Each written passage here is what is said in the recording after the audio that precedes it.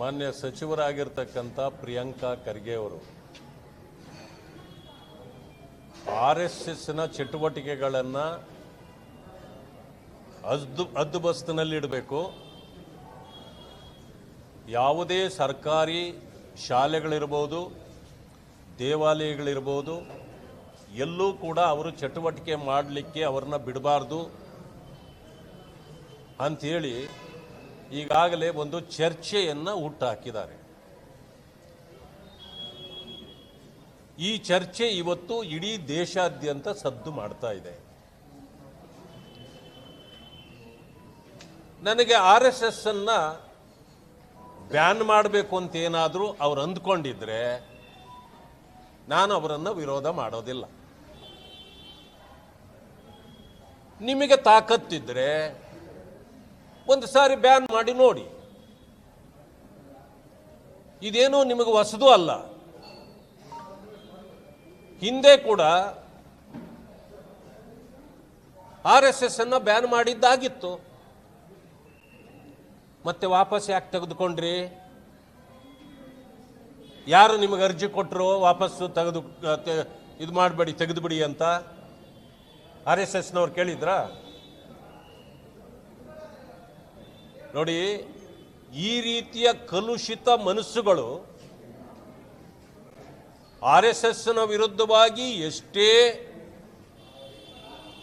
Ban ಮಾಡಬೇಕು, ಕಂಟ್ರೋಲಲ್ಲಿ ಹದ್ದುಬಸ್ತಿನಲ್ಲಿ ಇಡಬೇಕು ಅಂತೇಳಿ ಏನೆಲ್ಲ ಮಾಡಿದ್ವು, ಇಂತಹ ಕಲುಷಿತ ಮನಸ್ಸುಗಳ ಮಧ್ಯೆಯೂ ಕೂಡ 100 ವರ್ಷಗಳನ್ನು ಕಳೆದು ಇವತ್ತು 100ನೇ ವರ್ಷದ ಸಂಭ್ರಮಾಚರಣೆಯನ್ನು ಇಡೀ ದೇಶಾದ್ಯಂತ ಮಾಡ್ತಾ ಇವೆ. ಭವಿಷ್ಯ ನಿಮ್ಮ ಅಂಡಿಗೆ ಬೆಂಕಿ ಬೀಳಲಿಕ್ಕೆ ಅದು ಒಂದು ಕೂಡ ಕಾರಣ ಇರಬಹುದು. ಈ 100ರ ಸಂಭ್ರಮ ಇಡೀ ದೇಶಾದ್ಯಂತ ನಡೆಯತಕ್ಕಂಥ ಸಂದರ್ಭದಲ್ಲಿ ನನ್ನ ಬೆಂಗಳೂರಿನ ಹಲವು ಪ್ರದೇಶಗಳಲ್ಲಿ ಪಥಸಂಚಲನ ನಡೆದಿದೆ. 100 ಕಡೆಯಲ್ಲಿ ನಡೆದಿದೆ. ಭವಿಷ್ಯ ಅದು ನೋಡಿ ನಿಮಗೆ ಉರಿ ಪ್ರಾರಂಭ ಆಗಿರೋದು ಸಹಜ. ಅದಕ್ಕೆ ನೀವೇನಾದರೂ ಹೇಳಿದ್ದಿದ್ರೆ ಬೇಕಾದ್ರೆ ನಮ್ಮ ಹುಡುಗರಿಗೆ ಹೇಳಿ ಬರ್ನಾಲ್ ಕಳಿಸ್ಬೋದಾಗಿತ್ತು. ಬರ್ನಾಲ್ ಹಾಕ್ಕೊಂಡ್ರೆ ತಕ್ಷಣ ಉರಿ ಸ್ವಲ್ಪ ಕಡಿಮೆ ಆಗ್ಬೋದಿತ್ತು. ಅದನ್ನು ಬಿಟ್ಟು RSS ಅನ್ನ ಬ್ಯಾನ್ ಮಾಡೋ ರೀತಿ ಮಾತಾಡಿದ್ದೀರಿ. ಒಂದು ಕೆಲಸ ಮಾಡಿ, ನಿಮ್ಮ ತಂದೆಯವರು ಮಾನ್ಯ ಮಲ್ಲಿಕಾರ್ಜುನ್ ಖರ್ಗೆ ಅವರು ನಿಮ್ಮಂತ ನಡತೆ ಇಲ್ಲ. ಅವರಿಗೆ ಅವರು ಸೌಮ್ಯ ಸ್ವಭಾವಿಯೂ ಆಗಿದ್ರು. ಎಲ್ಲರನ್ನೂ ಜೊತೆಯಲ್ಲಿ ತೆಗೆದುಕೊಂಡು ಹೋಗ್ತಕ್ಕಂಥ ಭಾವನೆ ಅವರಲ್ಲಿತ್ತು. ಒಂದು ದಿನವೂ ಕೂಡ RSSನ ವಿರೋಧವಾಗಿ ಅವರು ಮಾತಾಡಿರಲಿಲ್ಲ.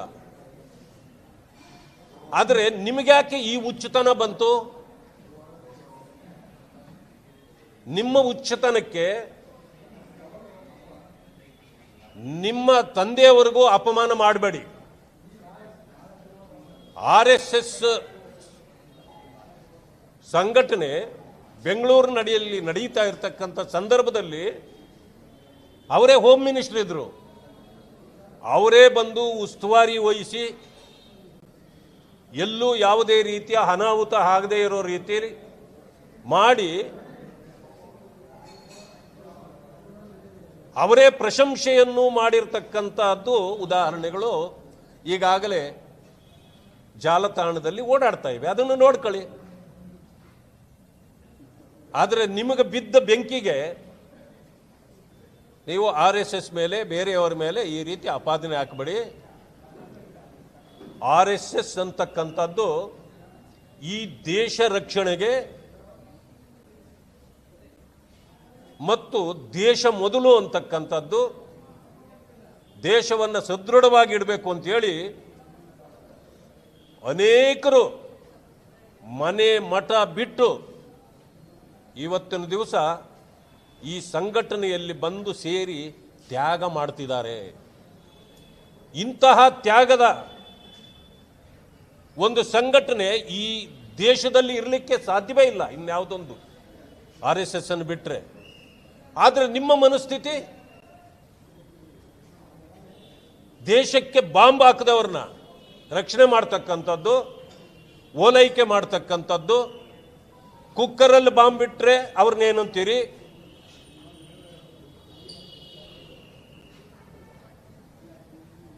ಬಾಂಬೆನಲ್ಲಿ ನೂರಾರು ಜನರಿಗೆ ಪ್ರಾಣಕ್ಕೆ ಸಂಚಕಾರ ಕೊಟ್ಟ ಆ ಸಂಘಟನೆಯನ್ನ ಪೋಷಿಸ್ತಕ್ಕಂಥ ಮನಸ್ಥಿತಿ ನಿಮ್ಮದು.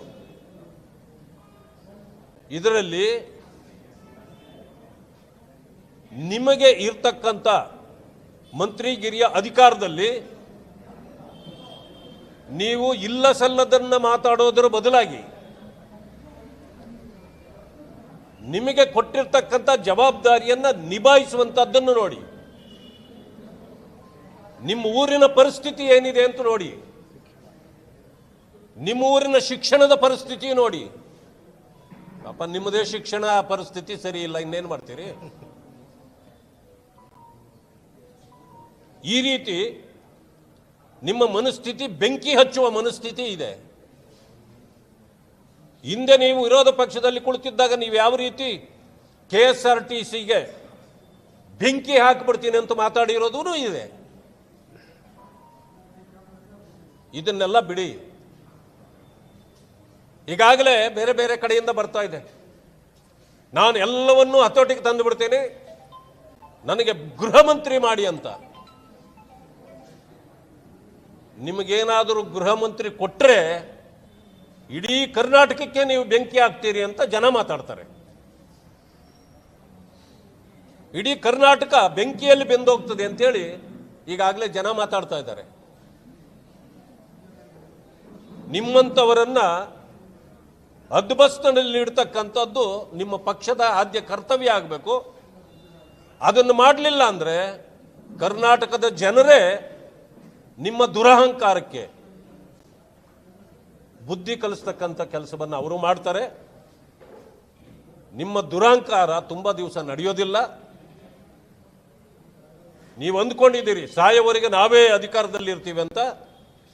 ಇಂಥ ಅಧಿಕಾರವನ್ನು ಜನ ಬಹಳಷ್ಟು ನೋಡಿದ್ದಾರೆ. ಅದಕ್ಕೆ ತಕ್ಕ ಬುದ್ಧಿಯನ್ನು ಕಲಿಸ್ತಾರೆ. ನಿಮ್ಮ ಚಪಲಕ್ಕಾಗಿ, ನೀವು ಪ್ರಚಾರಕ್ಕಾಗಿ, ಹೆಡ್ಲೈನ್ ಹೊಡೆಯಲಿಕ್ಕಾಗಿ ನೀವು RSSನ ಬಗ್ಗೆ ಕೇವಲವಾಗಿ ಮಾತಾಡಬೇಡಿ. ನೀವೇ ಒಪ್ಕೊಂಡಿದ್ದೀರಲ್ಲ,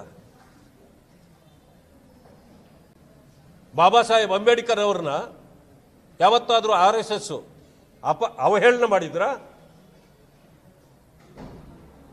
ಅವರ ವಿರುದ್ಧವಾಗಿ ನಡ್ಕೊಂಡಿದ್ರ? ಕಾಂಗ್ರೆಸ್ ಸಂಪೂರ್ಣವಾಗಿ ಕುತಂತ್ರ ಮಾಡಿ ಬಾಬಾ ಸಾಹೇಬ್ ಅಂಬೇಡ್ಕರ್ ಅವರನ್ನು ಸೋಲಿಸಿದ್ರು. ನೀವೇ ಮೊನ್ನೆ ಒಪ್ಕೊಂಡಿದ್ದೀರಿ, ಹೌದು ನಾವು ಕೂಡ ಪೊಲಿಟಿಕಲ್ ಪಾರ್ಟಿ, ಅದಕ್ಕಾಗಿ ನಾವು ಸೋಲಿಸಿದ್ವಿ ಅಂತ ನೀವೇ ಒಪ್ಕೊಂಡಿದ್ದೀರಲ್ಲ. ಅಂಬೇಡ್ಕರ್ ವಿರೋಧಿ ಕಾಂಗ್ರೆಸ್ ಮತ್ತೆ ನೀವಲ್ವಾ?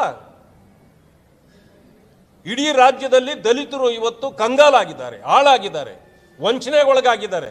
ಕಾಂಗ್ರೆಸ್ ಆಡಳಿತದಲ್ಲಿ 42,000 ಕೋಟಿ ಕೊಟ್ಟಿದ್ದೀವಿ ಅಂತೇಳಿ ಅವರಿಗೆ 3 ಕಾಸು ಸಿಗದೆ ಮಾಡಿದ್ದೀರಿ. ಇದರ ಬಗ್ಗೆ ಮಾತಾಡಕ್ಕೆ ನಿಮಗೆ ಯೋಗ್ಯತೆ ಇಲ್ಲ. ದಲಿತರಿಗೆ ಆಗ್ತಾ ಇರೋ ಅನ್ಯಾಯದ ಬಗ್ಗೆ ಒಂದೇ ಒಂದು ಮಾತಾಡದ ನೀವು ಇಲ್ಲ ಸಲ್ಲದ ವಿಚಾರಗಳಿಗೆ ಸಮಯ ವ್ಯರ್ಥ ಮಾಡ್ದ. ದಲಿತರು ಅನಿಸ್ಕೊಳ್ಳಿಕ್ಕೂ ಕೂಡ ನೀವು ಯೋಗ್ಯರಲ್ಲ. ದಲಿತತ್ವ ಒಂದೇ ಒಂದು 1% ಕೂಡ ನಿಮ್ಮಲ್ಲಿಲ್ಲ. ಮಾತೆತ್ತಿದ್ರೆ ಅಂಬೇಡ್ಕರ್ ರಕ್ತ, ಅಂಬೇಡ್ಕರ್ ರಕ್ತ ಅಂತೀರಿ. ಆದರೆ ಅಂಬೇಡ್ಕರ್ ರಕ್ತ ಹೀರುವ ಜನ ನೀವು. ಕೇವಲ ಮಾತಾಡಿದರೆ ಸಾಲದು, ದಲಿತ ಪರವಾದ ನಡೆ ಇರಬೇಕು. ಅದು ಬಿಟ್ಟು ಕೊಟ್ಟ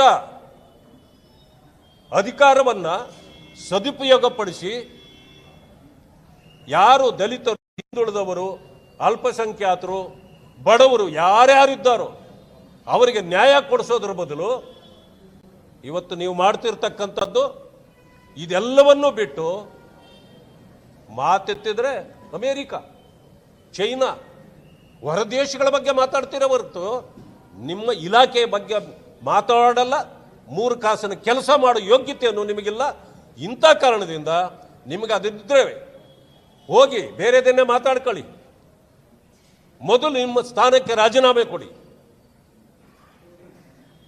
ಇವತ್ತು ಎಲ್ಲ ಸಮುದಾಯಗಳನ್ನು ಒಟ್ಟಿಗೆ ತೆಗೆದುಕೊಂಡು ಹೋಗ್ತಿರ್ತಕ್ಕಂಥ RSSನ ಬಗ್ಗೆ ಈ ಕ್ಷುಲ್ಲಕ ಹೇಳಿಕೆಗಳನ್ನು ಕೊಡೋದನ್ನು ಬಿಟ್ಟು ಮೊದಲು ತಾವು ಕ್ಷಮೆ ಯಾಚಿಸಬೇಕು ಅಂತೇಳಿ ನಾನು ಆಗ್ರಹ ಪಡಿಸ್ತೇನೆ.